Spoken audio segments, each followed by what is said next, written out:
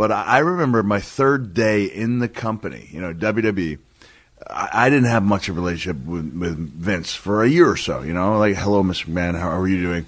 You called him Mr. McMahon? In the beginning, yeah. Gotcha. And then I went so many years calling him Vince that I remember going back. It took me years to figure out, and this is going all the way back to when Vince had the explosion where Mr. McMahon had died.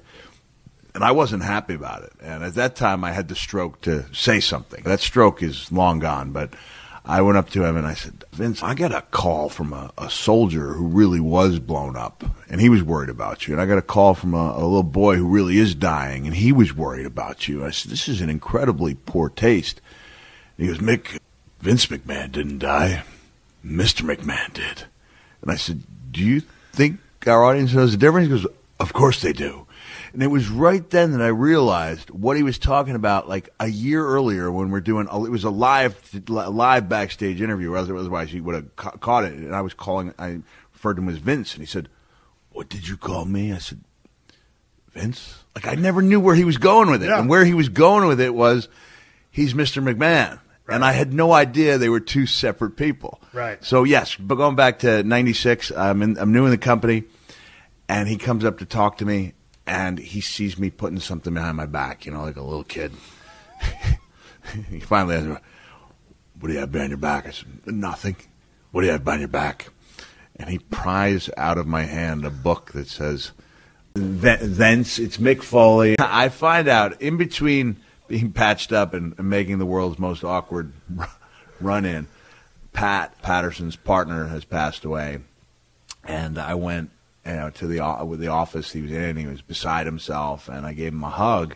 And I don't remember this. And Stephanie says, I saw her out of the corner of my eye, and I gave her a little crooked smile. That was how we met. And here's the text. One thing sometimes I'll drive down the road and I'll wonder, like, why was that window so open for me? And you have J.J. Dillon.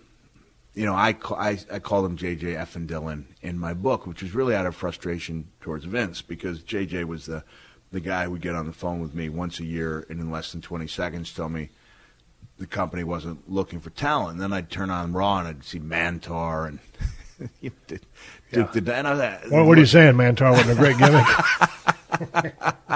And J.J., he phrased it particularly well.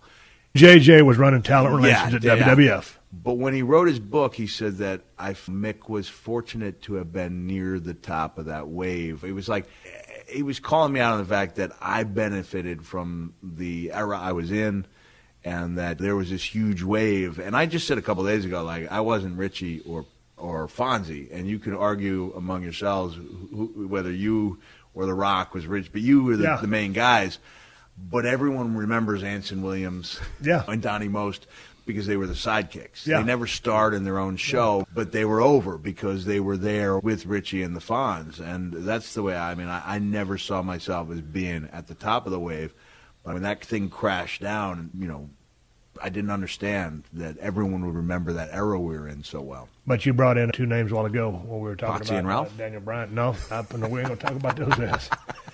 You brought up Ziggler and Punk. You and me go way back before cell phones were even around. You got your road map over there. You don't just type in a destination on your iPhone. You got a physical road map. Yeah. The people listen to the Steve Austin shows. Some of you are so young that y'all don't know that a paper map actually exists. And you look on the highways and byways and shows you how to get places.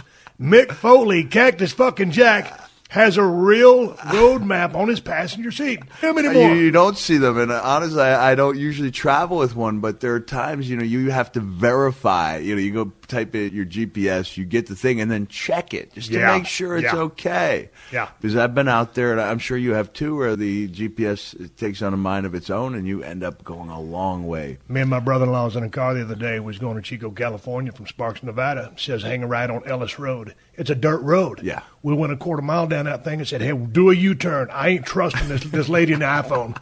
We took the long way around, and sure enough, about 6, 7, 8 miles later, on the right-hand side of the road was Ellis Road. It was a shortcut, and we didn't take it, so it proved us. It kind of blew up on our face on that one, but I got it. All over the state. I'm all over the state of California, so I at least need to know where I'm going. I like to see where it is, and then I'll. Let's talk about the state of California, because you're here right now.